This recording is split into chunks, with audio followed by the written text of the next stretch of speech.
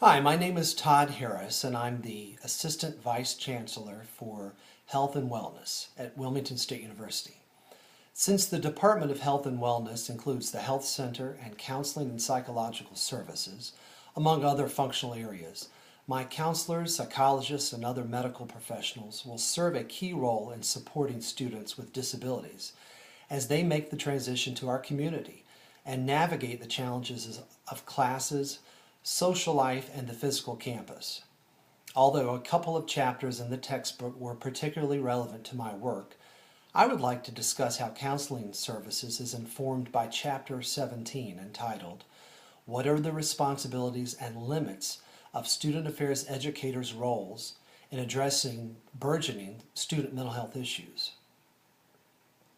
In Chapter 17, Spano reminds us that as mental health needs of students have become more complex, as demand for services has increased, and as administrators, faculty, parents, and others are calling for measures to help ensure individual and community safety, enhanced skills in assessment and treatment have become even more essential. He also goes on to say that it is now common practice for counseling center staff members to possess terminal degrees and licenses to practice psychology and counseling. Recognizing that mental health needs on college campuses has become more complex over the past 20 years or so, somewhat due in part to the fact that more students are entering colleges with documented mental health diagnoses, we chose to lobby for adequate resources at WSU to fully support students with mental health issues. The fact that we have 2 full-time psychologists and several licensed counselors attests to our commitment to meet the needs of students with emotional and psychological problems, particularly as these students face the challenges of navigating unfamiliar territory such as greater academic demand, newfound freedoms and independence, and somewhat complicated social dynamics.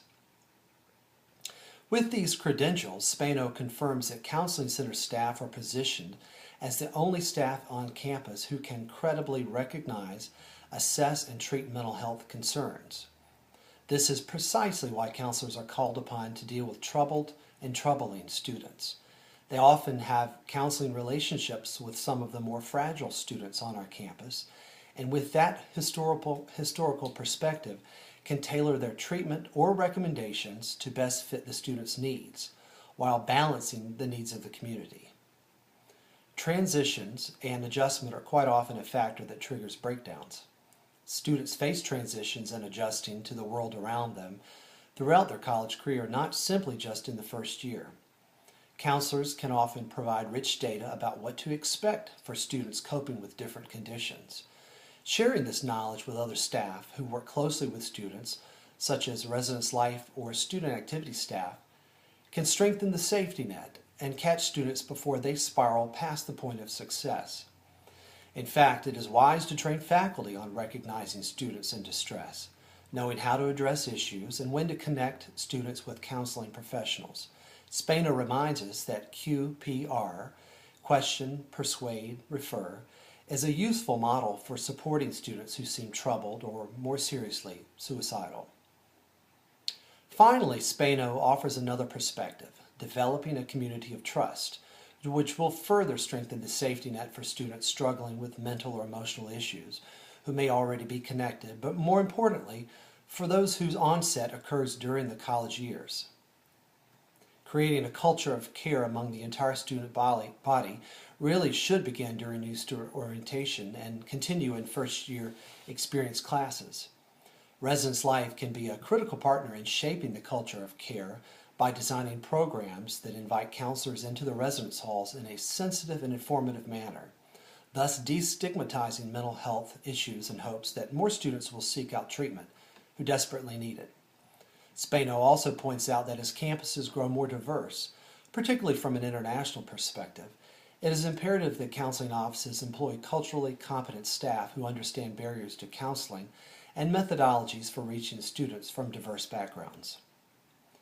The article entitled New Legal Questions About Disability Demand College's Attention provokes a number of perplexing issues related to Section 504 of the Rehabilitation Act. As I consider how new questions pertain to my area, I find that some of the most critical issues relate back to mental health. As Rothstein states, in the wake of recent tragedies, colleges work to create policies that strike the difficult balance of protecting both the public and the privacy of people with mental health problems. Where the landscape gets particularly tumultuous is when we are faced with handling students who are self-destructive or suicidal. The Office of Civil Rights determined in 2011 that we are limited in how we adversely treat students. In other words, a few years ago, we might send a student home that was actively suicidal. Now it seems that that decision would be judged as discriminatory based on the fact that the student's mental health issues are considered a disability.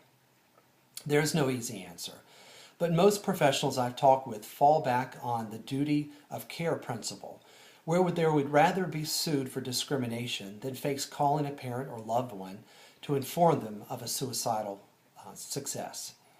The verdict is still out on how to deal with these cases the best way. Some schools are using the student conduct system to remove the student, and some are saying that students must display an appropriate ability to manage self-care in order to live in campus residences. We are continuing to think critically about the scenarios we face here at Wilmington State. Developing policies can certainly give us parameters and thresholds in which to operate. However, no two situations are alike, and circumstances are never black and white. The nuances are varied and complicated. We don't want to allow ourselves to get mired down in the legal jargon and forget that safety and security, balanced with giving equal rights and protection to all students, is our ultimate goal. Thank you so much and have a good day.